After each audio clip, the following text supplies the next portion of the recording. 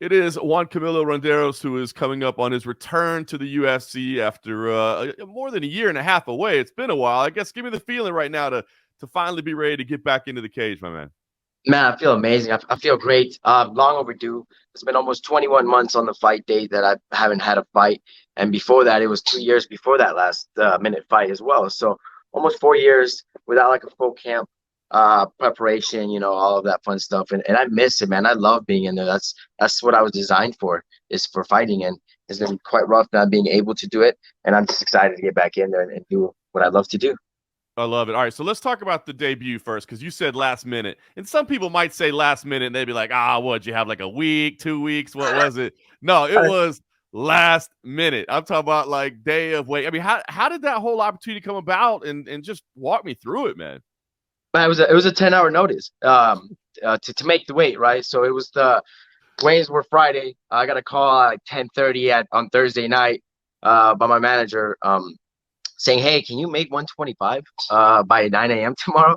And I'm like, "Yeah, I can totally do it. Of course, I'm not gonna say no, and try to find my way around it, because I knew that if I said, hey, let's do 130 or something crazy like that, that wouldn't happen." And big shout out to David, because I trained with him for that fight actually, and so he had the opportunity to pick in a way who he wanted to fight, and when we last trained together, he said, "Hey, I'll see you up there, man. You have the potential," and I want to say that I feel like he helped choose me, and I'm grateful to him for that, and grateful to the UFC for the opportunity, and of course my managers that were able to get it. And it's surreal, man. It's a real surreal experience. I never really got the UFC experience, if you will. It was all last minute. Go cut weight. Unfortunately, didn't make it. Right after the weigh-ins, I did about 7.5 hours of medicals, MRI, MRA, blood work, medicals. It was just a crazy, crazy experience. And it didn't hit me until I got home, put my bag down, and it said UFC, and I'm like, oh wow, that just happened to me. That I'm was in the UFC. amazing. It's one of the craziest stories that ever happened. Now, the only unfortunate part of it, right, is the drug test coming afterwards should say not performance enhancing, drugs of abuse. Now, I will say, honestly, I'm like, well, the guy came in on a day's notice. I mean, but I don't know. Like, I could see yourself kicking yourself in the ass as well about that. So I don't. What did you take from that? It was meant to happen, and it was a blessing that it happened. It was I popped for a stimulant and a cannabinoids, right? So nothing enhancing, which was dumb. The commission tried to tell me that it was for performance, and I mean, no way those substances are for performance. They just want their money, and suspended me for 9 months. I was still owing like 3 grand that I have to pay here coming up. I've been drug tested 5 times this month. Uh, I'm 12-1 with USADA is how I'm gonna say it. And there's no animosity, because I signed the contract. I signed the form saying on fight week I'm not gonna have this or that no matter what, and I disclosed that to them. They knew. That's why they didn't hurt me more. I was straightforward about everything. Like, hey, dude, like, Wednesday, Thursday, whatever, I was out with my friends. I had a contender fight set up 5-6 months later. I had completely no idea that I was going to be in the UFC so last minute, but that's not something that you say no to, an opportunity like that, and like I told many people, I don't want anything handed to me. I just need an opportunity, and I'm going to go out there and take it by the horns. Numbers. I was ranked number 69 at that point in the world. Fought the number 10 in less than 10-hour notice. He was 18-1. So I'm just blessed, and I learned a lot. It made me a better man, made me a better person, from what I've been through. Not just the suspension, but through my injury that I had to go through. And it was all a blessing, man. I'm just getting better. Showed me how much stronger I am besides physically, and took the opportunity to be able to coach and just be a smarter fighter, And I guess it's kind of the higher power sitting me down, like, okay, we're gonna put you on the sidelines for a little bit to make you better in X, Y, and Z. Mm. I want to touch on that because you said the suspension was only 9 months, so you could have been back a year ago. But injury, I guess, what happened there that kept you out until this time? So the month before the suspension was due, I had a freak accident in the gym. Was close to getting surgery, and had to get a second opinion. I went to Francis Ngannou, who's the doctor, Dr. Elatrash, who did his knee. Going back and forth to California with him, And at the end, I didn't need surgery, but it did take almost 7 to 8 months for me to recover from that injury. That, of course, I will disclose a little later now, not the week before the fight. But it was traumatic, man. It was a severe injury that it's really hard to come back from. But thankfully, mind over matter. And now the next thing on top of that is I was cleared to fight in November, in August. So in August, they cleared me to fight for October, November. And as soon as I found out, I called my managers in the UFC, and they couldn't book me until February. So not only did I have to wait the suspension, the injury, almost 6 months before the UFC can even book me, for a full camp. I don't feel like I just need to take another last minute fight. I feel like I proved that I have the cojones to do that. And, off of a whole weekend of drinking and all this stuff, that's just, it is what it is. Fighters fight. And, the circumstances aren't always going to be perfect. And so that's why I was delayed for so long, besides the suspension, the injury, and then the UFC being able to book me with a bad motherfucker like the guy I'm fighting next week. I was gonna say, talk to me. So you finally, so you're just itching, knowing everything that you've been through. You're just itching to get in there. Did it even matter what the name was? Did you even care? What are your thoughts? I didn't care, bro. I did not care. I fight the champion tomorrow if I have to. It doesn't matter. Like, I just want to go in there and show off what I've been working on for 15 years of my life. You know what I'm saying? This is my passion. This is my livelihood. John, I gave up an $80,000 job. I was an office manager at a dental office to almost gain nothing for this, because this is my dream, because I believe in myself and I believe in what God has set for me to do so much that money doesn't matter. Like, if I don't fight next week, I will get evicted in March. Like, that's where we're at, bro. But I believe in it so much. That's my faith. That is so strong that I'm not worried about it. And it doesn't matter who it is. And hey, don't get me wrong, he's a beast. Anybody in the UFC is a beast. We're all bad motherfuckers here, right? But at the end of the day, I'm not focused on my opponent. I'm focused on me and what I have to bring to the table and my ultimate performance, and just putting on a show besides just winning. Going back to that, John, I went 13-0 for my whole career. 9-0 as an amateur, 4-0 as a pro.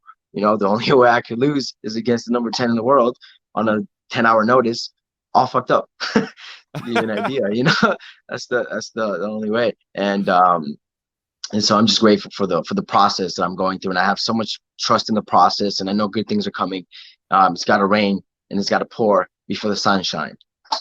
That's incredible, man, to hear you say that, man. And the passion is there. So I guess, like, going into that, like, that's so much to balance, right? Like, you're on the cusp of your dream, but you're also on the cusp of being evicted out of your apartment. I mean, is there pressure? Is there excitement? Is there fear? Like, what's the feel right now?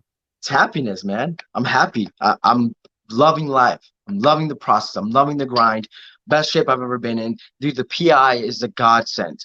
A lot of people don't talk about it. A lot of guys don't get to experience the PI like I have.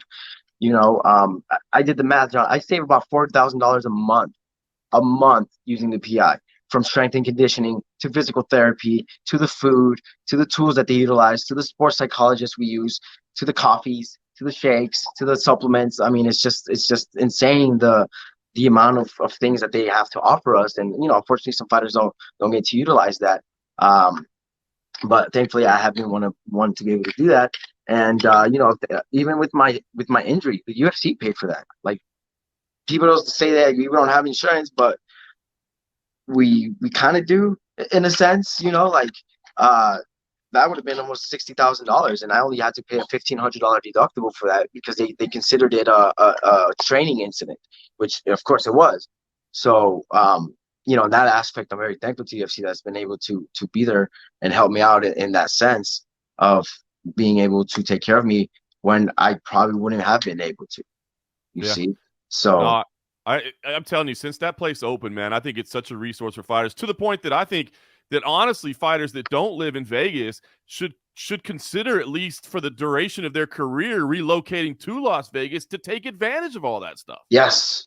Yeah, man. Like I said, like $4,000. I sat down and ran the number. I'm a numbers guy, man. I managed dental offices. I know how to be the business side of it. It was $4,000, bro. Easily, well over $4,000. And that's me being nice. Me not even abusing everything else that you could. You know what I mean? Right. So it's a big blessing. And I'm just excited. I'm happy. I'm not thinking about anything, because I know that one fight will change my life. That's all I need, is just one fight. And unfortunately, I haven't been able to do it in the last 2 years. But It's here now, a day after my birthday, and I'm excited and I can't wait. I'm prepared, bro. The best I've ever been. That's awesome. You mentioned briefly the coaching that you did, obviously with the Train Alta program. Coached a couple of my good friends in there and spent some time with them. So I just want to ask you what that program was like, because obviously I got to be there the night of the fights. I wasn't there to see the whole process, but I saw the finished product. It was so cool seeing like how excited you and Justin were for Yeah. not only the guys you were cornering, but I mean the guys that were on the other side, because obviously they were part of the program. So I don't know. Talk to me about what that experience was like, because you guys sacrificed a lot, man. I mean, you guys were up there at 6 o'clock in the morning, 5 days a week or whatever, when you're trying to do your own thing. But it seemed like, I don't know, maybe you guys got something out of the program too. I feel for me, I got a lot out of the program, man. I never coached before my injury, before all this. I wasn't a coach. I was just a fighter learning from my coaches, getting all this intel from them. And so being able to flip the switch, it taught me so much, not only about being grateful to my coaches now and all the time and effort they put in, because it's rough, man. Let me tell you this. It was so much, and I've cornered a couple people here in BKFC and in other places, and it's so much harder to be a coach than it is to be a fighter, bro. Like, I feel so much more nervous coaching people than I have been fighting, just because of like, what they've been through, what they go through. Like, it's different being in the first person. It's like, okay, I know what I've been through. I know what it is. I know what I want. And if I make a mistake, it's my fault. But as a coach, like, oh shit, dude, if I tell him the wrong thing, it's his livelihood or something like that. So it definitely put a different perspective for me, a more grateful perspective for me. And it definitely shot my IQ up tremendously. Like, now I'm playing chess when I fight, and I can see it in my sparring, and I can't wait to see it in this fight. And definitely putting the sacrifices in, and thanks to a lot of my mentors and Robert Follis, was really big with that, with not just teaching people how to fight, but being able to help people in their mentality, and that's something that I was, I'm very good in that aspect of helping people, motivate people, and just, through my experiences, like, hey, it's you versus you in there, it's us versus them. Let's go get it. And now let's get technical with it. They were in there for an hour and a half, 5 days a week, 7 to 8:30 in the morning, fucking dead tired, and they have to go to work on top of that. Oscar had to fly out with you guys everywhere. Shout out to Oscar, being able to do that. And he did it and fucking came out and scrapped. And they got a taste of what we get to do, and it was just inspiring to see what other people are willing to do to chase that little bit of a taste of the dream, even if they don't become fighters. Like, just to see how big the sport has gotten, and all these people. It was like 35 people when they started that were interested in the sport, and it was just a great experience. And I will do it again, and I do coach here and there at Extreme, and it just made me better overall, man. And I'm grateful for that. That's awesome, man. That's awesome. Well, cool. Well, you did that. Now it's time to focus on you, man. Like you said, I mean, it's all in line, I guess. Talk to me, I guess, what this fight represents for you. Is it about proving something to yourself? Is it about proving something to maybe doubters or other people out there? It's about righting the wrong of the debut. I mean, what is this moment about for you? Oh, there was no wrong to that debut, brother. That was all right. That happened how it was supposed to happen. And I'm in the UFC because of it. I mean, yes, nobody likes losses, but it was a lesson, and it made me better. My hubris was up to par, and it made me know that I'm not invincible. I was killing the game. I mean, I think you commentated my first fight ever in Tough Enough. I think I was watching it, and I was like, that's Morgan. Oh shit. So, just to see where you came from and where I came from. And this fight just represents 15 years of blood, sweat, tears, sacrifices, relationships lost, love lost. I mean, body tearing apart mentally, physically, emotionally, spiritually. It just represents happiness for me. That's what it's going to represent. And freedom. This is my freedom. Besides flying airplanes and doing all this other stuff that I love to do, fighting is my happy place. It's where I feel who I am and what I am and what I'm made to do. I've been doing this since I was 15, 16 years old. And this fight is just going to represent all the hard work. It's not because I got lucky. People think like, oh, you're overnight success. Overnight success took 15 years, working 40 hours a week and then 20 hours of training on top of that. People don't see that. People don't get to see that, and I don't really show it off either, because nobody gives a shit. Nobody cares. And that's okay. But I'm here just to show people, hey, an immigrant from Colombia can do it. You can too. I'm no no different than anybody else. I'm not special per se. I just put in the work, and I put in the work in my dreams, and that's all, man. That's all this fight's gonna represent, is pursue your dreams till the bitter end. And you know, when I'm 50, 60, I'm gonna be able to say I did that. You know, not, oh shit, I wish I did that. And that's all, man. Just being consistent. You know, not only having the motivation for it, but just being consistent through all the hard trainings. You know, getting my ass kicked in the gym all the time, but it shows in the gym. It doesn't matter. Excuse me, shows in my fights. It doesn't matter, right? It's all mind over matter. Yeah, I'm not a gym warrior, but I'm undefeated, motherfucker. So, just inspiration and happiness. That's what it means for me. Besides a paycheck, you know, so even if it doesn't work out, I can still go back to a dental office and go back to making the 80K a year. That's not like, I'm a businessman on the opposite side of the fighting. So I'm not worried about it. I'm just focused and ready to fucking scrap. That's awesome, man. That's awesome. Well, hey, if the fighting doesn't work out and the dental thing doesn't work out, maybe just motivational speaking should be something you should do out there. 'Cause I'm fired up now. You got me ready to go, man. Let's go, baby. Let's go, baby. It's just pushing myself and helping people understand, man. It's all here. It's all here. You're as strong as your mentality is. You know, your body's gonna fail you. Your emotions are gonna fail you. Everything's gonna fail you. But one thing you can't let it fail you is your mind. And I'm still learning, man. I've been through going this whole month. I've been going through so much stuff that I shouldn't even be fighting, you know. But it doesn't matter. It's all mind over matter, you know. And I just can't wait to show up and perform and just do what I love to do and I'm passionate about.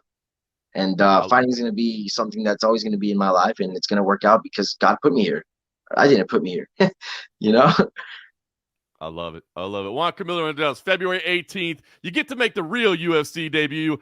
You know, the last one was crazy. You showed your balls, like you said, man. You did something that most people wouldn't do. Now you get to do the debut. I'm looking forward to it, man. Best of luck, brother. I appreciate the time. Appreciate you, John. Thank you guys. See you guys February 18th. Check it out. ESPN Plus, baby.